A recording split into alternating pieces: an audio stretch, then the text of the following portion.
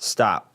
Before beginning any repair, always be sure to disconnect the power to the appliance. It is also recommended to test the outlet for proper voltage.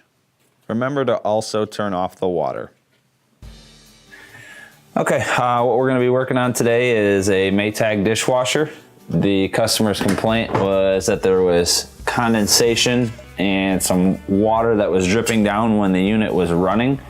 The problem that they're having, the dishwashers that have the tracks like this with the built-in bearings, the heat from the dishwasher causes the bearings to actually expand the bushings inside there, and it pushes the rack out just enough to kind of push on the actual door, and the door will still stay latched and the dishwasher will still continue to run. However, it just puts enough force to where there is a gap on the actual door seal. So what you'll get is, sometimes condensation that will start forming and dripping down the front of the panel, or you can also get some water that sort of splashes out the sides. So what we're gonna have to do is replace the upper left and right hand track with a different track assembly. It's a different part number. To get access to this, what we're gonna have to do is uninstall the dishwasher. It's got to come out at least halfway because you got 5/16 screws that go from the outside of the cabinet in to hold the tracks in place. The tools you'll need to complete this repair are a 1/4-inch nut driver and a 5/16 nut driver. First thing we're going to do is we're going to go ahead and just remove the upper rack to get that out of the way. On either side there's little tabs. You depress them with your thumb and you can just lift up. Do the same thing on the opposite side. And once the tabs are released, you pull towards you just a little bit, and then it lifts right up and out. All right, now we're gonna go ahead and remove the 2 mounting screws. This dishwasher is mounted by 2 Phillips screws into the countertop. Some of them will also actually be mounted with, underneath this cap, there could be screws driven into the side of the cabinets.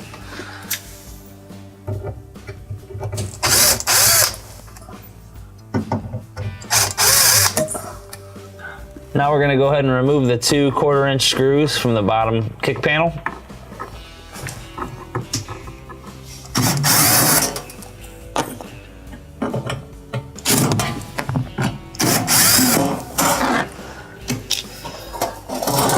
Go ahead and pull that away. Okay, now we're going to go ahead and slide the unit out.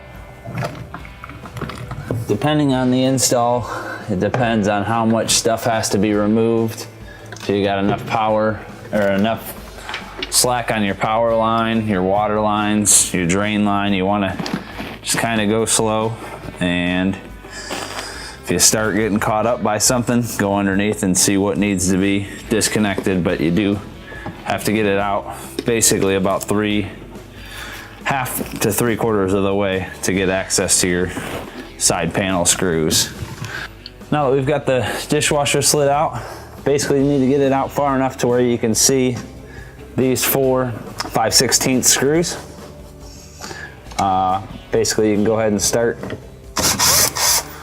remove the 2 top ones. Go ahead, reach in, grab the track,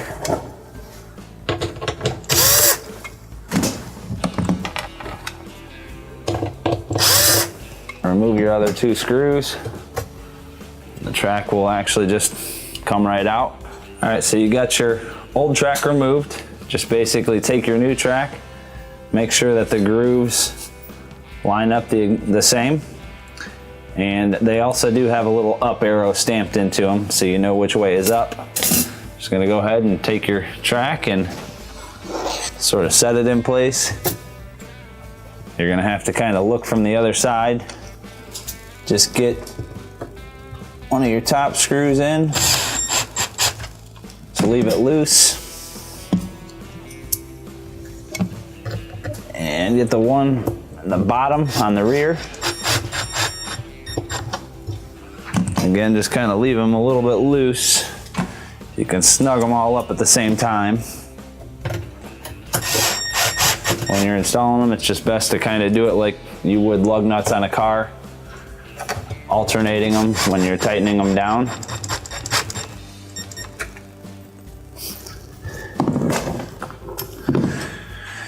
And once you have them all in there, it's better to use just a hand tool to tighten them down because you're going into plastic. So when you do snug them up, you know you're not over tightening them, which can happen with the drill. And sometimes if you set your torque too light on the drill, it doesn't tighten them enough. And there is a like a rubber gasket that's on this track that needs to be pinched pretty tight, otherwise it could leak out the sidewall. Now we're gonna just go ahead and do the same thing on the other side. Remove the 2 5/16 screws on the top. Crack the door, reach your arm in.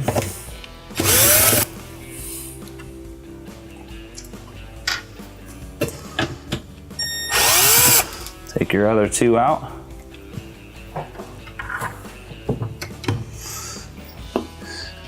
And you can see on this one, this rubber gasket wasn't seated properly. That's the one thing you want to look out for when you're tightening these down. You don't want these gaskets to pop out of position. Otherwise, you'll get a little bit of condensation and moisture, which you can see was kind of happening on this track here, where you got all this discoloration. You can also see a little bit of the corrosion on the screw itself. All right, now we're gonna go ahead and install our left track. Again, it does have the up arrow stamped on it. And you also just wanna take a look, that little slotted groove should be in the rear, because that's where the back end of the shelf drops in and then slides back. And then just your regular U-shaped slot should be towards the front. Just check all your gaskets, make sure they're all seated and in position.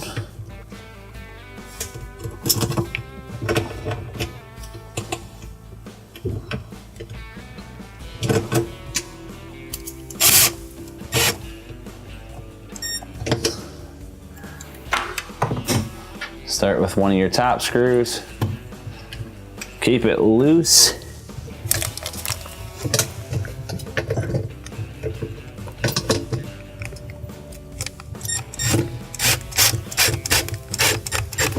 Get one in the back.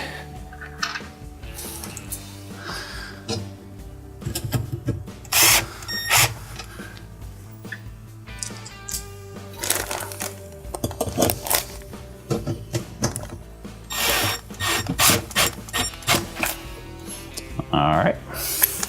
Once you got all your screws in, just go ahead and grab your hand 5/16 nut driver. Just go ahead and snug up all the screws. You don't really need to over tighten them, just need to make sure that they're good and snug. Now you're gonna just go ahead and fold everything back over, and we're gonna go ahead and slide the unit back into place. All right, we're just gonna go ahead and carefully slide it back in. And on this one, really all I had to do was just adjust the leveling legs, and I dropped the inlet valve off the back side just to give it a little bit of extra slack. So now we're just gonna go ahead and adjust the leveling legs back up, put our mounting screws in, and reinstall our track. All right, now we're gonna go ahead and reinstall our mounting screws in the bottom of the countertop here.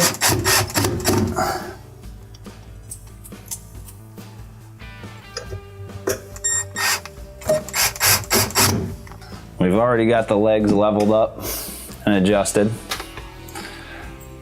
Let's do a quick check, make sure the door shuts, everything aligns all right. Now we're gonna go ahead and put our rack back in place. So we're just gonna slide the tracks out.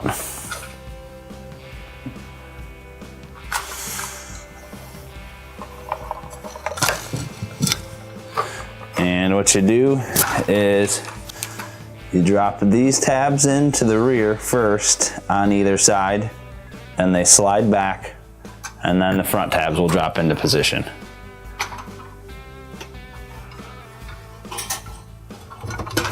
So if you need to, you can kind of go one side at a time. So both back tabs are dropped in. Just grab the rail, push back just a little bit. You'll feel it kind of slide. And now your tabs on the right and left hand side will drop in, and they'll actually kind of lock out. You can check it, make sure it doesn't just lift up and out of there. And slide it in and out. Make sure that your spray arm guides itself into the back tower automatically. And if you want, you can even check your adjusters, make sure that it's adjusting up and down. So you can check it on the lower level where it slides all the way back in, no obstructions. Adjust it back up. Slides in, no obstructions. Okay, now we've got our kick panel back on. We're just gonna go ahead and close it up and run the unit, check it for leaks, and that's gonna complete the repair. Thank you for watching another quality video brought to you by ApplianceVideo.com.